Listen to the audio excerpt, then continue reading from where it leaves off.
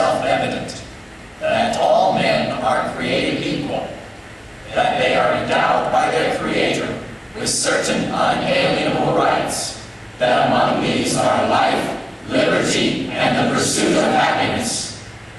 With these words from the Declaration of Independence, we defined ourselves as a nation. These few words embody the American dream. Without that dream, we would not be Americans. In 1787, after a bitter and bloody war against British rule, the 13 American states, which had united to win independence, sent representatives to a constitutional convention, charged with creating a document that would implement the principles of democracy for which they had fought so long and risked so much. Gentlemen, many issues have been resolved here and some have been set aside. Yet can we not agree that these constitutional liberties must extend to those Americans purchased and raised as slaves? I assure you, Mr. Chairman, if this convention fails to insert some security to the southern states against an emancipation of slaves, we can never receive the flag. My good countrymen, the warmest friends this Constitution has do not contend that it is free from imperfections. But there is a constitutional door open for change.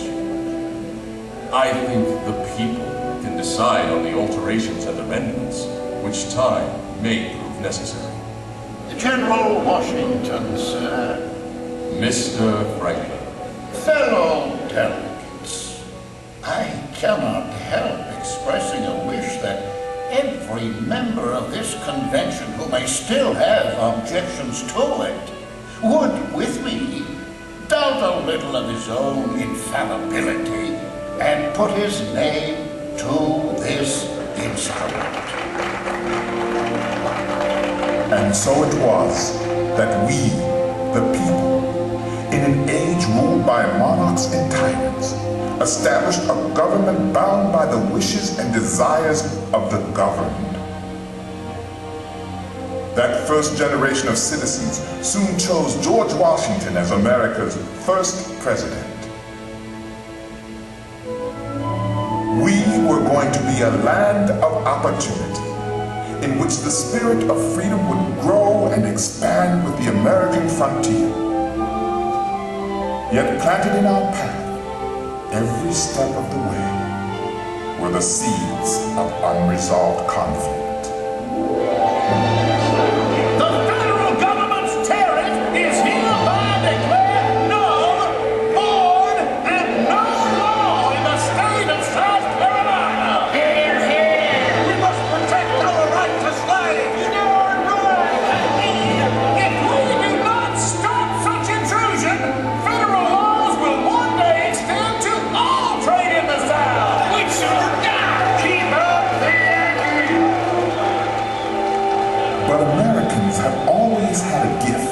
For summoning leaders equal to the deadliest crisis. And one of them was President Andrew Jackson. Brilliant, rough-hewn, courageous. There's nothing I shudder at more than the idea of separation of this union. I tell you, if a single drop of blood be shed in defiance of the laws of the United States, I will hang the first man I can get my hands on to the first tree I can find.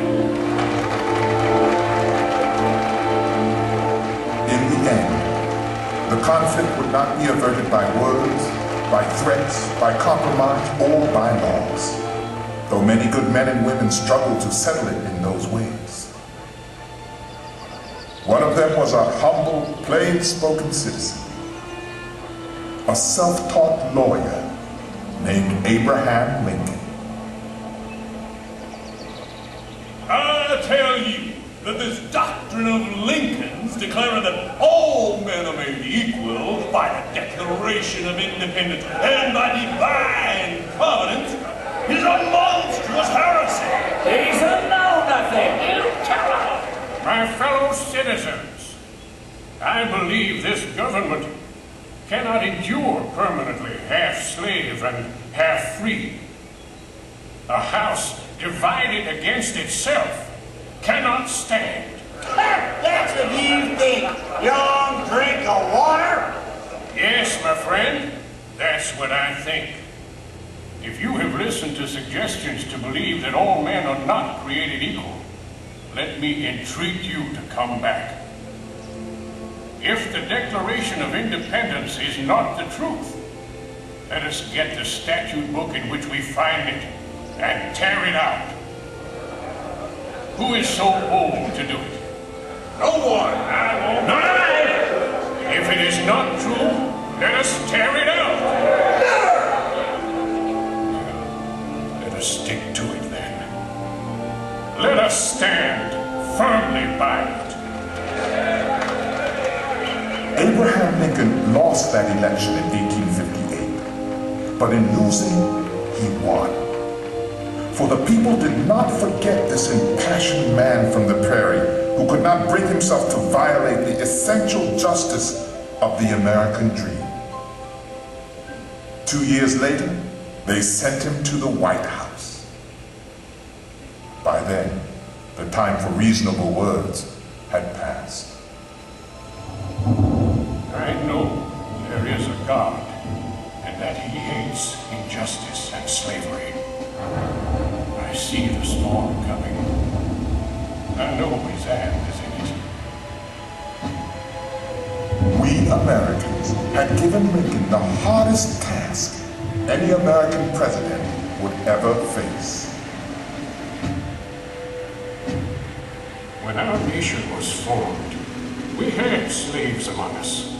Yet that does not destroy the principle that is the charter of our liberties.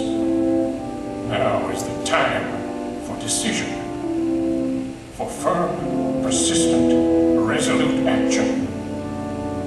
I shall act as I deem best calculated to make America a union of hearts and hands, as well as states. I wish to do justice to all.